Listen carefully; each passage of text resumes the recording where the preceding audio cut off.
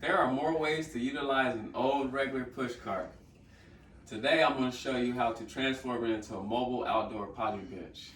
What I'm going to do is add two features. One, a pull-out drawer to store my seeds and accessories.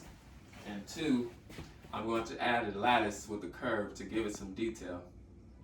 I went ahead and glued up the drawer slide support, and I left it a little bit proud, so that way when I go to attach the drawer slide, it'll open with ease and it won't bind.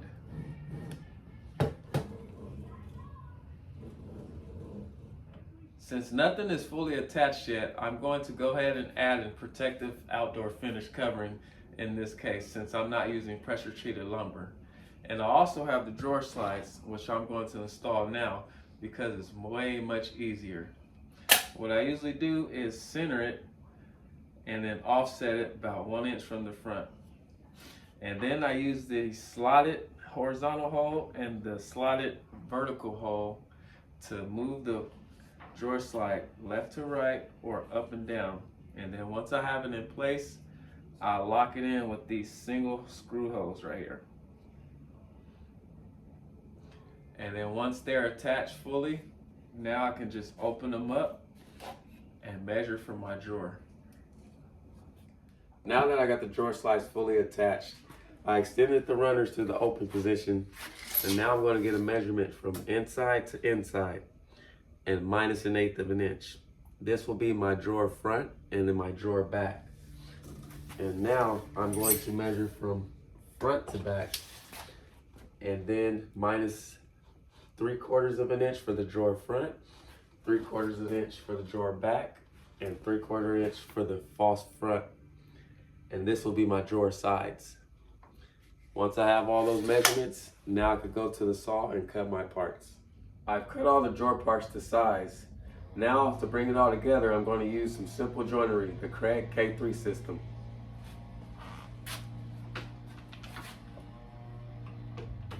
I've assembled the drawer, and now I'm going to check it for square so that way I can get a rough measurement from my drawer bottom.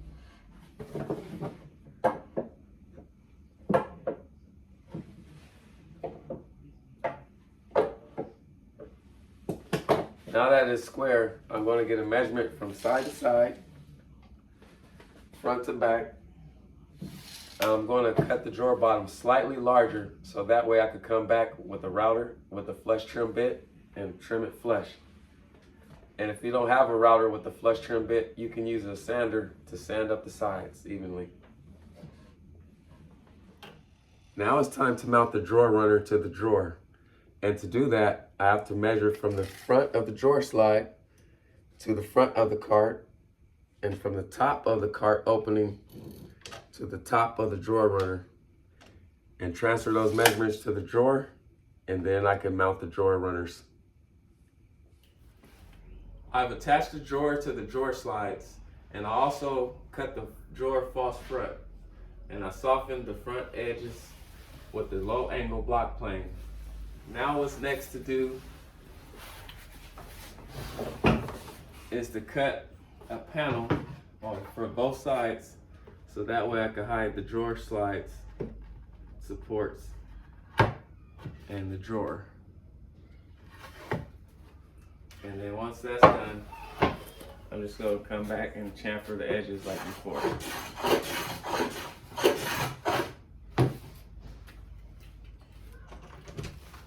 All of the bottom portion is done now. The drawer is attached and the sides are on. Now what's left is to start working on the upper section. The next thing I'm going to do is start on the upper section of the cart. And I'm going to start with the 4x4s, and I'm going to resaw on the bandsaw, and then I'm going to follow up with a 10-degree miter cut on the miter saw. But if you don't have a bandsaw or a miter saw, you can easily use a skill saw.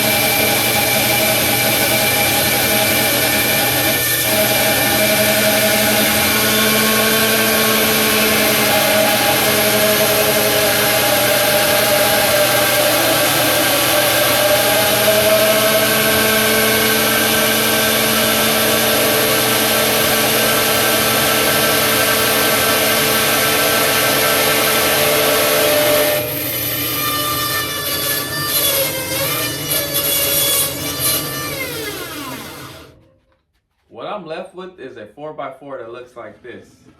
It has a rip down the middle and a slight bevel. And what I have to do now is make a notch right here so that way it can fit flush on the garden cart, because the garden cart has a round lip on it. And to do that, I'm going to do that at the workbench with a chisel and a mallet.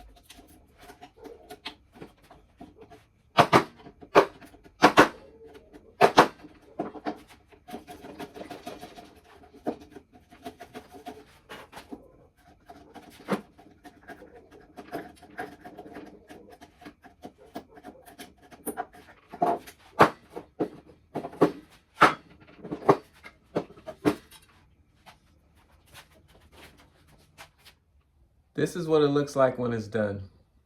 I've created a notch and it slips in the groove so it can fit flush. I've attached the post and now I have to cut a shelf for right here and notch around the 4x4 and get a board, make a bending jig so that way it can have a slight bend in it. So that's next. For the top shelf, I just measured from inside to inside. And then I got my special contour jig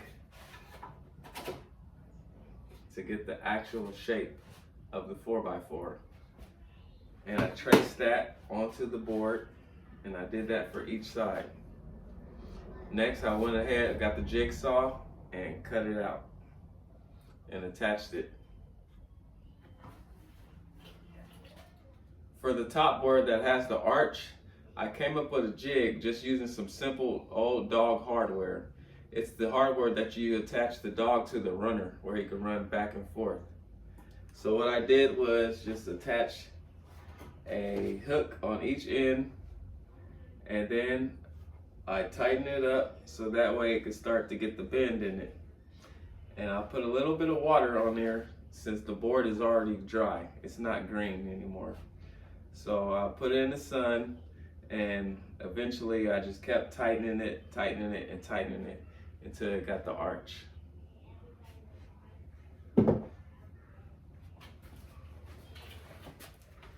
What's left is to start cutting the trim for the lattice in here and as well in here. And then once that's done, I could cut the lattice and attach it, and then it'll be ready for paint. I cut the trim and I just attached it with some standard heavy duty construction adhesive. I just used the caulking gun and smeared it on the back of it, plopped it down, held it in place with some painter's tape. And as well, what goes with this is this top cap right here. This is what gives the backing for this portion of the lattice. And so now I'll move on to cutting the lattice, and I got a special detail for that. Instead of cutting the lattice vertically, I'm going to cut it at an angle. The reason for that is because I want the squares to be vertically instead of at an angle. And the reason for that is to get a better appearance when you're looking at the lattice.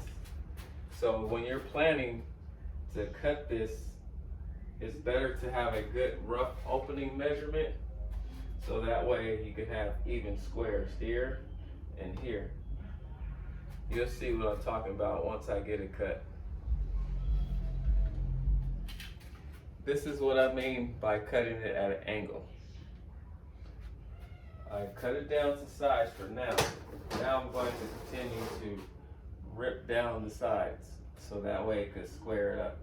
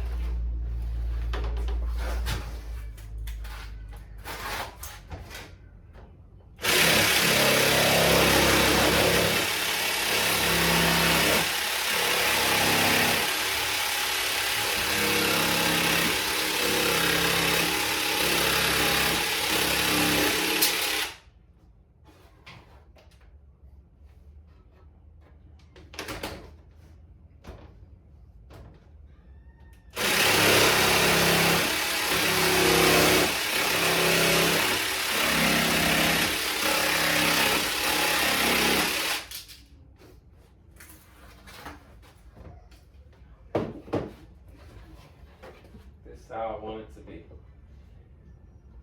Just like that. So now I'm going to go back and trim it to final size, and I'll show you the end result. This is what I mean when I say cut it at an angle. It shifted it so it could be rectangular now. Now the squares are square actually instead of a diamond shape.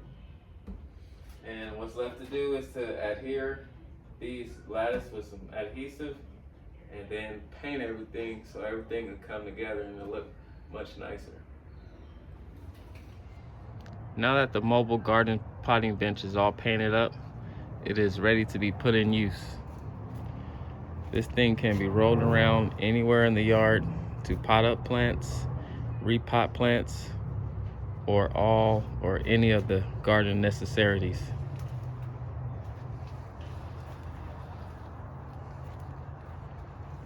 To spice it up, the side panels and the drawer can be an accent piece by adding just cedar wood instead of painting it, and it really will dress it up.